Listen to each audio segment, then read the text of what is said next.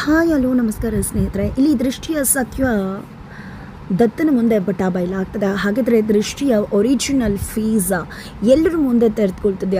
ದತ್ತನ ಮುಂದೆ ದೃಷ್ಟಿಯ ಬಣ್ಣ ಬಟ್ಟ ಬಯಲಾಗ್ತದೆ. ಏನಾಯಿತು ಏನಕ್ಕೆ ತಿಳ್ಕೋಬೇಕು ಅಂದರೆ ಈಗಲೇ ನಮ್ಮ ಈ ಚಾನಲ್ನ ಸಬ್ಸ್ಕ್ರೈಬ್ ಮಾಡಿ, ಹಾಗೆ ಈ ಒಂದು ವಿಡಿಯೋವನ್ನು ಪೂರ್ತಿಯಾಗಿ ನೋಡೋದನ್ನು ಯಾವುದೇ ಕಾರಣಕ್ಕೂ ಕೂಡ ಮರಿಬೇಡಿ. ಇಲ್ಲಿ ದೃಷ್ಟಿಯನ್ನು ಹಬ್ಬಕ್ಕೆ ಮೊದಲಲ್ಲಿ ಸುಸಿ ಅಂತ ಒಪ್ಕೊಳ್ಳಿಲ್ಲ. ಪ್ರಪಂಚದ ಮುಂದೆ, ಸಮಾಜದ ಮುಂದೆ ನೀನು ದತ್ತ ಶ್ರೀರಾಮ್ ಪಾಟೀಲ್ನ ಹೆಂಡತಿ ಅಂತ ಹೇಳ್ತೀನಿ. ಯಾಕಂದರೆ ನನ್ನ ಮಗನ ಬಗ್ಗೆ ಎಲ್ಲರಿಗೂ ಗೌರವ ಇದೆ, ಆ ಗೌರವ ಹೋಗಬಾರ್ದು. ಜೊತೆಗೆ ನನ್ನ ಮಗನ ಬಗ್ಗೆ ಯಾರು ತಪ್ಪು ತಿಳ್ಕೋಬಾರ್ದು. ಅದೇ ಕಾರಣಕ್ಕೋಸ್ಕರ ನೀನು ಸೊಸೆ ಅನ್ನೋದನ್ನು ಅನೌನ್ಸ್ ಮಾಡ್ತಿದ್ದೀನಿ. ಆದರೆ ನಿನ್ನ ಬಗ್ಗೆ ಯಾವುದೇ ರೀತಿಯ ಒಂದು ಸೊಸೆ ಅನ್ನೋ ಭಾವನೆ ನನಗಿಲ್ಲ. ನಿನ್ನ ಸೊಸೆ ಅಂತ ನಾನು ಒಪ್ಕೊಳ್ಳೋದು ಇಲ್ಲ. ಯಾಕಂದರೆ ನನ್ನ ಮಗ ನಿನಗೆ ಜೀವನ ಕೊಟ್ಟ, ನಿನ್ನ ಮೇಲೆ ಎಷ್ಟು ವಿಶ್ವಾಸ ಇಟ್ಟಿದೆ, ನಿಮ್ಮ ಮನೆಯವ್ರ ಮೇಲೆ ಇಟ್ಟಿದೆ. ಆದರೆ ನಂಬಿಕೆ ದ್ರೋಹ ಮಾಡಿದೆ ನೀನು. ಯಾವುದೇ ಕಾರಣಕ್ಕೂ ನಿನ್ನನ್ನು ನಾನು ಕ್ಷಮಿಸೋದಿಲ್ಲ ಅಂತ ಹಬ್ಬಕ್ಕೆ ಹೇಳ್ತಾರೆ. ಆದರೆ ಆ ಒಂದು ಅನೌನ್ಸ್ಮೆಂಟ್ ಆಗಿದ್ದ ತಡ ಆ ಒಂದು ಕಾರ್ಯಕ್ರಮದಲ್ಲಿ ದೃಷ್ಟಿಯನ್ನು ನೋಡಿದಂಥ ಹಬ್ಬಕ್ಕನ ಒಂದು ಭಾವನೆ ಬದಲಾಗುತ್ತೆ, ಹಬ್ಬಕ್ಕನ ನಿರ್ಧಾರ ಬದಲಾಗುತ್ತೆ. ಹಬ್ಬಕ್ಕ ಇಲ್ಲಿ ದೃಷ್ಟಿಯ ವಿಶ್ವದಲ್ಲಿ ತಾನು ತಪ್ಪು ತಿಳ್ಕೊಂಡಿದ್ದೆ ಅನ್ನೋದು ಅವರಿಗೆ ಮನವರಿಕೆ ಆಗುತ್ತೆ. ಹಾಗಾಗಿ ನಿಜವಾಗ್ಲೂ ಹಬ್ಬಕ್ಕನ ಮನಸ್ಸಲ್ಲಿ ದೃಷ್ಟಿ ಜಾಗ ತಗೋತಾಳೆ. ಇಲ್ಲಿ ನಿಜವಾಗ್ಲೂ ದೃಷ್ಟಿ ಹಬ್ಬಕ್ಕನ ಕಾಳಜಿ ಮಾಡಿದ ರೀತಿ ಮಕ್ಕಳಿಗೆ ಯಾರೂ ಕೂಡ ಕಾಳಜಿ ಮಾಡಿಲ್ಲ. ಅಮ್ಮನ ಆರೋಗ್ಯ ಹೇಗಿದೆ, ಅಮ್ಮಂಗೆ ಆಯಾಸ ಆಗಿದೆಯಾ, ಏನು ಎಂತು ಅಂತ. ಆದರೆ ದೃಷ್ಟಿ ಬಂದು ಎಣ್ಣೆ ಮಸಾಜ್ ಮಾಡಲ್ಲ, ನೋವಾಗಿರುತ್ತೆ, ಆಯಾಸ ಆಗಿರುತ್ತೆ ಅಂತ ಹೇಳಿದ್ದು. ಜೊತೆಗೆ ಒಡವೆಗಳನ್ನ ತಂದು ಅಪ್ಪಕ್ಕನ ಕೈ ಕೊಟ್ಟರು. ಅದರ ನಡುವೆ ಕಿಶೋರ್ ಅವರು ಬಂದು ನಿಜವಾಗ್ಲೂ ಕೂಡ ದೃಷ್ಟಿ ಎಷ್ಟು ಒಳ್ಳೆಯ ಹುಡುಗಿ ಅಲ್ವಾ. ಕಾರ್ಯಕ್ರಮದಲ್ಲಿ ನೀವು ಕೂಡ ನೋಡಿದ್ರಲ್ವ, ದೃಷ್ಟಿ ಹೇಗೆ ಲವಲವಿಕೆಯಿಂದ ಎಲ್ಲರನ್ನೂ ಮಾತಾಡಿಸ್ಕೊಂಡು ಓಡಾಡ್ತಾ ಇದ್ಲು. ನಿಜವಾಗ್ಲೂ ಇಂಪನ ಜೊತೆ ದತ್ತನ ಮದುವೆ ನಿಂತಿದ್ದೆ ಒಳ್ಳೇದಾಯಿತು ಅನ್ನಿಸ್ತದೆ. ನಿಜವಾಗ್ಲೂ ದೃಷ್ಟಿನೇ ದತ್ತನಿಗೆ ನಿಜವಾದ ಸರಿಯಾದ ಜೋಡಿ ಅಂತ ಹೇಳ್ತಾರೆ. ಇಲ್ಲಿ ಹಬ್ಬಕ್ಕೂ ಕೂಡ ಅದು ಸರಿ ಅಂತ ಅನಿಸುತ್ತೆ. ಅದಕ್ಕೆ ಕಾರಣ ಸೈಲೆಂಟ್ ಒಂದಷ್ಟು ವಿಷಯಗಳನ್ನ ಹಬ್ಬಕ್ಕನ ಹತ್ರ ದೃಷ್ಟಿ ಬಗ್ಗೆ ಹೇಳಿರ್ತಾರೆ. ಇದೆಲ್ಲವೂ ಕೂಡ ಹಬ್ಬಕ್ಕನ ನಿರ್ಧಾರವನ್ನು ಬದಲಾಯಿಸಿದೆ. ಆದರೆ ಅಲ್ಲಿ ದೃಷ್ಟಿ ಮಾಟಿ ಕಳೆದೋಯ್ತು ಅನ್ನೋ ಕಾರಣಕ್ಕೆ ಹುಡ್ಕೋಕೆ ಹೋದಾಗ ಅಲ್ಲಿ ಇಂಪನ ಒಡವೆಗಳು ಅವಳಿಗೆ ಸಿಗುತ್ತೆ. ಅದನ್ನು ತೊಗೊಂಡು ಬಂದು ಹಾಲಲ್ಲಿ ಎಲ್ಲರೂ ಸೇರಿದಾಗ ಇದು ನಿಮ್ಮ ಒಡವೆಗಳು ಅನ್ನಿಸ್ತದೆ, ಅದಕ್ಕೆ ತೊಗೊಂಡು ಬಂದೆ, ತೊಗೊಳ್ಳಿ ಅಮ್ಮವ್ರೆ ಅಂತ ಕೊಟ್ಟಾಗ ನಿಜವಾಗ್ಲೂ ಅದನ್ನು ನೋಡಿ ಹಬ್ಬಕ್ಕಂಗೆ ಶಾಕ್ ಆಗುತ್ತೆ. ಬಿಕಾಸ್ ಅದು ಇಂಪನಾಗೆ ಕೊಟ್ಟಂಥ ಒಡವೆಗಳು, ಅದು ಮನೆಗೆ ಬರೋಕ್ಕೆ ಹೇಗೆ ಸಾಧ್ಯ? ಒಂದು ಅವಳು ತೊಗೊಂಡೋಗಿರಬೇಕು, ಇಲ್ಲ ಅದು ಅರಮನೆಯಲ್ಲಿರಬೇಕು. ಅದನ್ನು ಬಿಟ್ಟು ಇಲ್ಲಿ ಹೇಗೆ ಬಂತು ಅಂತ ನಿಜವಾಗ್ಲೂ ಅಲ್ಲಿ ಹಬ್ಬಕ್ಕಂಗೆ ಶಾಕ್ ಆಗುತ್ತೆ. ಆಗ ಇಲ್ಲಿ ಶರುಗೆ ನಿಜವಾಗ್ಲೂ ಶಾಕ್ ಆಗ್ತದೆ. ಬಿಕಾಸ್ ಅದು ಸೇಫ್ಟಿ ಆಗಿರುತ್ತೆ ಅಂತ ಅಂದ್ಕೊಂಡಂಥ ಶರು ದತ್ತನ ರೂಮಲ್ಲಿ ಬಚ್ಚಿಟ್ಟಿದ್ಲು. ಆದರೆ ಇವತ್ತು ದೃಷ್ಟಿ ಅದನ್ನು ಹಬ್ಬಕ್ಕನ ಮುಂದೆ ತಂದಿಟ್ಟಿದ್ದಾರೆ. ಅದರ ಬಗ್ಗೆ ನೇತ್ರನೂ ಕೂಡ ಕೇಳ್ತಾರೆ. ಯಾಕಂದರೆ ಇದನ್ನು ನಾನು ಇಂಪನಾಗೆ ಹಾಕ್ಕೊಳ್ಳೋಕ್ಕೆ ಅಂತ ಕೊಟ್ಟೆ, ಶರುನ್ ಕೊಟ್ಬಿಡು ಅಂದೆ. ಅವಳು ನೇತ್ರಾಗೆ ಕೊಟ್ಟು ಹೋಗಿದ್ಲು. ನೇತ್ರ ನಿನಗೆ ಏನಾದರೂ ಈ ಒಡವೆಗಳು ಹೇಗೆ ಇಲ್ಲಿ ಬಂತು ಅಂತ ಗೊತ್ತಾ ಅಂದಾಗ ಇಲ್ಲ ಅಮ್ಮ ಅಂತ ಹೇಳ್ಬಿಡ್ತಾಳೆ ನೇತ್ರ. ಇಲ್ಲಿ ಶರು ಸಿಕ್ಬಿದ್ದೆ ಅನ್ಕೋತಿದ್ದಾರೆ. ಬಿಕಾಸ್ ಇಲ್ಲಿ ದೃಷ್ಟಿ ಹೇಳೋ ಮಾತು ನಿಜವಾಗ್ಲೂ ಇದು ಮದುವೆ ಮನೇಲಿ ಇಂಪನಾಗೆ ಅಮ್ಮವ್ರು ಕೊಟ್ಟಿದ್ದು ಒಡವೆ ಆಗಿದ್ರೆ ಇದನ್ನು ಇಂಪನ ಅವರು ತಂದು ಇಲ್ಲಿ ಇಟ್ಟಿರಬೇಕು, ಇಲ್ಲ ಯಾರಿಗೂ ಕೊಟ್ಟಿರಬೇಕು, ಅವ್ರು ಇಲ್ಲಿ ತೊಗೊಂಡು ಬಂದು ಇಟ್ಟಿದ್ದಾರೆ ಅಂತ ಹೇಳಿದಾಗ ಏನು ಮಾತಾಡ್ತಿದ್ಯಾ ನೀನು? ಹಾಗಿದ್ರೆ ಮನೇಲೇ ಕಳ್ರಿದ್ದಾರೆ ಅಂತ ಹೇಳ್ತಿದ್ಯಾ ಅಂತ ಹೇಳಿ ಶರು ಕೆಂಡಾಮಂಡಲ ಆಗಿಬಿಡ್ತಾಳೆ. ಅದು ನಾನು ಹಾಗಲ್ಲ ಅಮ್ಮವರೇ ಹೇಳ್ತಿರೋದು, ನಿಜವಾಗ್ಲೂ ಅಲ್ವಾ, ಇದನ್ನು ಯಾರು ತಂದಿಟ್ಟಿದ್ದು, ಹೇಗಿದು ಇಲ್ಲಿಗೆ ಬಂತು ಅನ್ನೋದು ಗೊತ್ತಾಗಬೇಕು ಅಂದರೆ ಇಂಪನವರೇ ಸತ್ಯ ಹೇಳಬೇಕಾಗತ್ತೆ ಅಂತ ದೃಷ್ಟಿ ಹೇಳಿದಾಗ ನಿಜವಾಗ್ಲೂ ಬೆಚ್ಚಿ ಬೀಳ್ತಾಳೆ ಶರು. ಅದರ ನಡುವೆ ಕಿಶೋರ್ ಅವರು ಕೂಡ ಇಲ್ಲಿ ದೃಷ್ಟಿ ಹೇಳ್ತಿರೋ ಮಾತು ಕರೆಕ್ಟಾಗೇ ಇದೆ ಅಲ್ವಾ, ಇದು ತಾನಾಗೆ ತಾನಂತೂ ಬರುವುದಿಲ್ಲ. ಇಂಪನ ಮದುವೆ ಮನೇಲಿ ಹಾಕ್ಕೊಂಡಿದ್ದಂಥ ಒಡವೆಗಳು ಇಲ್ಲಿಗೆ ಬರುತ್ತೆ ಅಂದರೆ ಹೇಗೆ?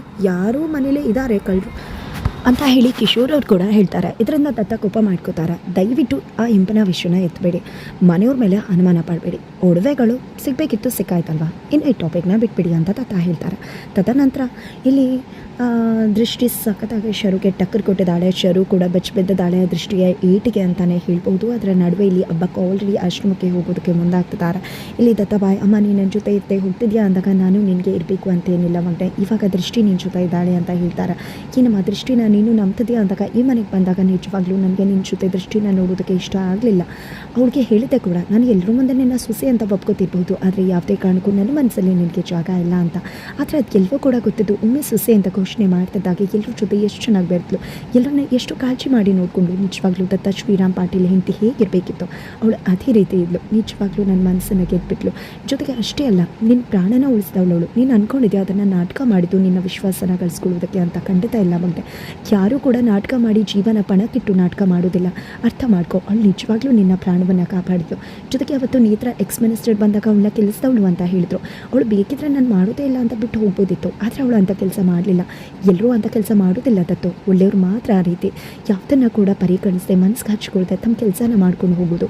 ಅಷ್ಟು ಒಳ್ಳೆ ಹೆಣ್ಮಗಳು. ನಿಜವಾಗ್ಲೂ ಕೂಡ ನನಗೆ ಸೈಲೆಂಟ್ ಎಲ್ಲ ವಿಷಯ ಕೂಡ ಹೇಳಿದ್ದಾರೆ. ನಿಜವಾಗ್ಲೂ ದೃಷ್ಟಿ ತುಂಬ ಒಳ್ಳೆಯ ಹುಡುಗಿ. ಜೊತೆಗೆ ಒಡವೆಗಳನ್ನ ಇಟ್ಕೊ ಅಂದಾಗಲೂ ಕೂಡ ಅವಳು ಇಟ್ಕೊಳ್ಳಿಲ್ಲ, ನನಗೆ ಬೇಡ ಅಂತ ಹೇಳಿದ್ದು. ಒಡವೆಗಳು ಯಾವ ಹೆಣ್ಣಿಗೆ ಆಸೆ ಇರುವುದಿಲ್ಲ, ಆದರೆ ಅವಳು ನಿಜವಾಗ್ಲೂ ಕೂಡ ತುಂಬ ಒಳ್ಳೆಯ ಹುಡುಗಿ. ನಿಜ ಹೇಳಬೇಕು ಅಂದರೆ ನಾನು ಇಂಪನಾನ ನಿನ್ನ ಮದುವೆ ಮಾಡಿಸ್ಬೇಕು ಅಂತ ಅಂದ್ಕೊಂಡೆ, ಆದರೆ ಅದು ತಪ್ಪು ಅಂತ ದೇವ್ರು ಅಂದ್ಕೊಂಡಿದ್ದ ಅನಿಸುತ್ತೆ. ಅದೇ ಕಾರಣಕ್ಕೋಸ್ಕರ ದೃಷ್ಟಿ ಜೊತೆ ನಿನ್ನ ಮದುವೆ ಮಾಡಿಸ್ದ.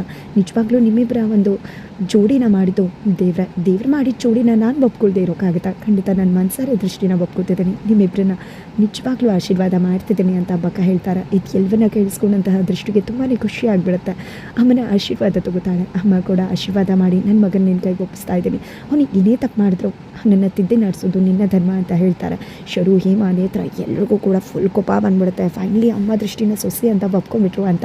ಫೈನಲಿ ದೃಷ್ಟಿ ಶರು ಮುಂದೆ ಗೆದ್ದಿದ್ದಾಯಿತು. ಗೆದ್ದಂತಹ ದೃಷ್ಟಿನ ಹೇಗಾದರೂ ಮಾಡಿ ಮಗಾಡೆ ಬೀಳಿಸಬೇಕು ಅಂತ ಶರು ಮಗದೊಂದು ಸ್ಕೆಚ್ಗೆ ಮುಂದಾಗ್ತಿದ್ದಾರೆ. ಅದರ ನಡುವೆ ಇಲ್ಲಿ ದತ್ತ ಮತ್ತು ದೃಷ್ಟಿ ನಡುವೆ ಒಂದಷ್ಟು ಕೋಳಿ ಜಗಳ ಕೂಡ ನಡೆಯುತ್ತೆ. ಇಲ್ಲಿ ದೃಷ್ಟಿ ಸ್ನಾನ ಮಾಡೋಕ್ಕೆ ಹೋಗಿರ್ತಾಳೆ.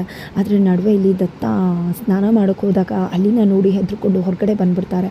ಹೊರಗಡೆ ಬಂದಿದ್ದ ಕಿಚ್ಕೊಳ್ಳೋದು ನೋಡಿ ದೃಷ್ಟಿ ಮತ್ತೆ ಹಪ್ಕೊಂಡ್ಬಿಡ್ತಾಳೆ ದತ್ತನ. ತಕ್ಷಣ ಇಲ್ಲಿ ದತ್ತಾಗೆ ಹೆಚ್ಚಿಗೆ ಆಗುತ್ತೆ, ಏನು ಮಾಡ್ತಿದ್ದೀನಿ ನಾನು ಅಂತ ಅನ್ಕೋತಾರೆ. ಮೊದಲು ಅಲ್ಲಿ ಹೋಯ್ತು, ಬಿಡು ನನ್ನ ಅಂತ ಹೇಳಿ ಕಿರ್ಚಾಡ್ತಿದ್ದಾಳೆ ದತ್ತಮ್ಮ. ಅಯ್ಯೋ ಥೋರೆ, ನೀವು ನಿಜವಾಗ್ಲೂ ಕೂಡ ಹಲ್ಲಿಗೆ ಎದುರ್ಕೋತೀರ, ಇಡೀ ಬಳ್ಳಾರಿನೇ ನಿಮ್ಮನ್ನ ನೋಡಿ ನಡ್ಗತ್ತೆ, ಆದರೆ ನೀವು ಒಂದು ಹಲ್ಲಿಗೆ ಎದುರ್ಕೋತೀರ. ನಿಜವಾಗ್ಲೂ ಇದಾ ನಿಮ್ಮ ವೀಕ್ನೆಸ್ ಇದು ಅಂತ ನನಗೆ ಗೊತ್ತೇ ಇರಲಿಲ್ಲ ಸಾವುಕಾರ. ನಿಜ ಹೇಳಬೇಕು ಅಂದರೆ ಇಡೀ ಬಳ್ಳಾರಿ ಜನಕ್ಕೆ ಈ ವಿಷಯ ಗೊತ್ತಾದರೆ ಏನಾಗುತ್ತೆ ಅಂತ ಗೊತ್ತಾ? ಅಯ್ಯೋ ದತ್ತಾಬಾಯಿ ಒಂದು ಹಲ್ಲಿಗೆ ಎದುರ್ಕೋತಾರ ಅಂತ ದೊಡ್ಡ ಇಶ್ಯೂ ಆಗಿಬಿಡುತ್ತೆ ಅಂತ ಹೇಳ್ತಿದ್ದಾಗೆ ಇಲ್ಲಿ ದತ್ತಾಬಾಯಿ, ಏನು ಮಾತಾಡ್ತಿದ್ಯಾ ನೀನು? ಈ ಒಂದು ವಿಷಯ ನಮ್ಮ ಈ ಗೋಡೆಯಲ್ಲೇ ಇರಬೇಕು, ಈ ಗೋಡೆಯಿಂದ ಆಚೆಗೆ ಹೋಗಬೇಕು, ಇದು ನಿನ್ನ ಬಿಟ್ಟು ಯಾರಿಗಾದ್ರೂ ಗೊತ್ತಾಗಬೇಕು, ನಿನ್ನನ್ನಂತೂ ಖಂಡಿತ ಸುಮ್ಮನೆ ಬಿಡೋದಿಲ್ಲ ನಾನು ಅಂತ ಹೇಳಿ ಇಲ್ಲಿ ದತ್ತಾಬಾಯಿ ದೃಷ್ಟಿ ಬೆದರಿಸಿ ಎಚ್ಚರಿಸ್ತಿದ್ದಾರೆ. ಸರಿ ಸಾವುಕಾರ, ಅಲ್ಲಿ ಅಂತ ಹೇಳಿ ಮತ್ತೆ ಎದುರಿಸ್ತಾಳೆ. ನಂತರ ಇಲ್ಲಿ ದತ್ತ ಅವರು ಸ್ನಾನಕ್ಕೆ ಹೋಗ್ತಾರೆ. ಸ್ನಾನಕ್ಕೆ ಹೋಗ್ತಿದ್ದಾಗೆ ಅಲ್ಲಿ ದೃಷ್ಟಿ ಕಪ್ಪು ಮಸಿನ ಇಟ್ಬಿಟ್ಟು ಮರೆತುಬಿಟ್ಟು ಬಂದುಬಿಟ್ಟಿರ್ತಾಳೆ. ತಕ್ಷಣ ದತ್ತಾಬಾಯಿ ಏನಿದು ಇದ್ಯಾಕಿಲ್ಲದ ಅಂತ ಅಂದ್ಕೊಂಡಿದ್ದೆ ತೊಗೊಂಡು ಹೊರಗಡೆ ಬರ್ತಾರೆ. ಈ ದೃಷ್ಟಿ ನಿಂತ್ಕೋ ಅಲ್ಲೇ ಯಜಮಾನ್ತಿ, ಏನಿದು ಯಾಕೆ ಕಪ್ಪು ಮಸಿ ಆ ಸ್ನಾನದ ಮನೇಲಿದೆ, ಯಾಕೆ ಇದನ್ನು ತೊಗೊಂಡು ಹೋಗಿದ್ದೆ ಅಂತ ಕೇಳ್ತಿದ್ದಾಗೆ ನಿಜವಾಗ್ಲೂ ಬೆಚ್ಚಿ ಬೀಳ್ತಿದ್ದಾಳೆ ದೃಷ್ಟಿ. ಏನಪ್ಪ ಇದು ಸಾವುಕಾರ ಕಣ್ಣಿಗೆ ಬೀಳ್ತಾ ಮುಗೀತು ನನ್ನ ಕತೆ, ಸಿಕ್ಕಿಬಿದ್ದೆ ನಾನು ಅಂತ. ಯಾಕೆ ಇದನ್ನು ತೊಗೊಂಡು ಹೋಗಿದ್ದೆ ನೀನು?